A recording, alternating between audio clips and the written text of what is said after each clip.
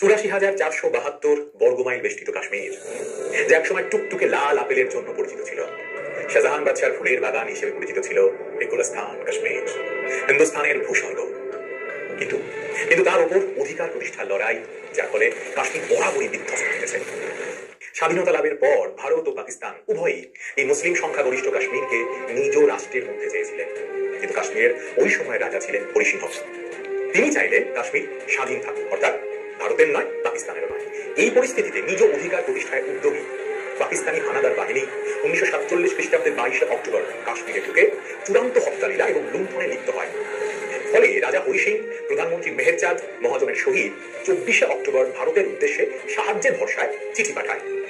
এর ফলে ভারতের হাতে কাশ্মীর দখলের এমন করকরে সুযোগ চলে আসে, যা এড়িয়ে যাওয়া নিতান্তই নির্বুদ্ধিতা হয়ে দাঁড়ায় ভারতের কাছে।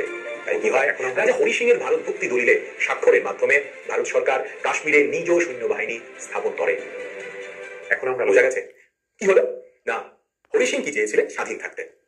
পাকিস্তানেও যাবেন না, ভারতেও থাকবেন না, যার ফলে পাকিস্তানি সেনারা হরি সিংকে বা কাশ্মীরকে আক্রমণ করল। হরি সিং পড়ল বিপদে। হরি সিং তখন সাহায্যের হাত বাড়ালো ভারতের কাছে, আর এই সুযোগের অপেক্ষায় ছিল ভারত। তারা হরি সিংকে সহায়তা করলো, ফলে ভারত ভুক্তি দলিলে হরি সিং সিগনেচার বা সই করে বসলো। দেখো সেটা কি করে হলো।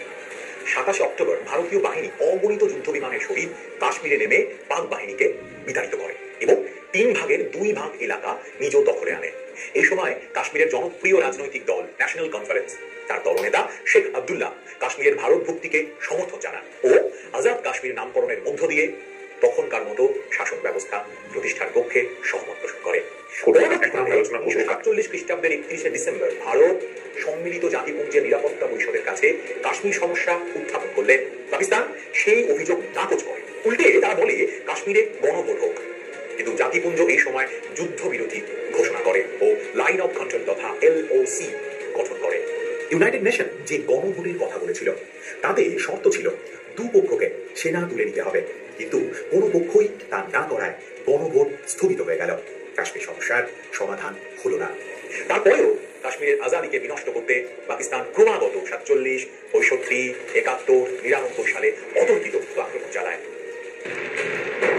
তবে বর্তমানে কাশ্মীর সমস্যা কাশ্মীরবাসীর মনে প্রতিনিয়ত একটা ভীতির সঞ্চার করেই চলছে। 84,472 বর্গমাইল বিস্তৃত কাশ্মীর। স্বাধীনতার সময় কাশ্মীরের রাজা ছিলেন হরি সিংহ। 1947 সালের 27 অক্টোবর ভারতীয় বাহিনী পাক বাহিনীকে বিতাড়িত করে।